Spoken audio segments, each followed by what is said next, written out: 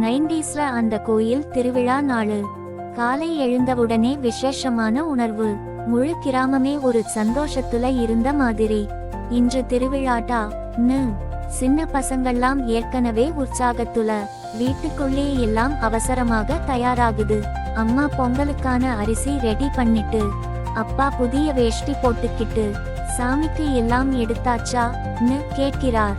முழு குடும்பமும் சேர்ந்து பொங்கல் பாத்திரம், பூ, பழம் எல்லாம் எடுத்துக்கிட்டு கோயில் பக்கம் நடக்க ஆரம்பிக்குது. அந்த வழியிலேயே உறவுகளும் நண்பர்களும் சந்திப்பு. ஏங்க நீங்களும் வந்துட்டீங்களா ன்னு சந்தோஷ பேச்சு. கோயில் வாசல் அடைந்தவுடனே மணி ஓசை, தப்பாட்டம், நாதஸ்வரம். அந்த சத்தம் எல்லாம் சேர்ந்து ஒரு திருவிழா இசை மாதிரி.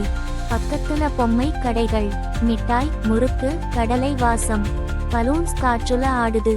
குழந்தைகளோட கண்கள் அதிலேயே. அம்மா இத வாங்கித்தா ன்னு சின்ன சின்ன ஆசைகள். அம்மா சிரிச்சுக்கிட்டு வாங்கி தர்றாங்க. அதுக்குள் பொங்கல் வைக்கும் நேரம். அடுப்புல பாத்திரம் வைத்து பொங்கலோ பொங்கல் ன்னு சொன்ன உடனே அரிசி மேலே ஏறி பொங்கும் அந்த தருணம். எல்லாரும் கையை கூப்பி சாமிக்கு நன்றி சொல்றாங்க. அந்த ஒரு நிமிஷம் முழு குடும்பமும் ஒரே மனசா இருக்கும்.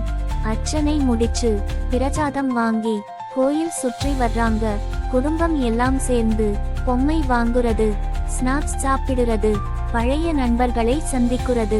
நாளைக்கு வீட்டுக்கு வாங்க ன்னு ஒரு அழைப்பு. கண்டிப்பா வர்றோம் ன்னு ஒரு சிரிப்பு. மாலையில சூரியன் மறையும் நேரம்.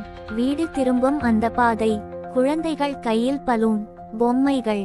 முகத்துல சோர்வு இருந்தாலும் மனசுல நிறைய சந்தோஷம். அந்த நாள் முடிஞ்சாலும் அந்த நினைவுகள் மட்டும் இன்னும் மனசுக்குள்ள திருவிழாவாகத்தான் இருக்குது.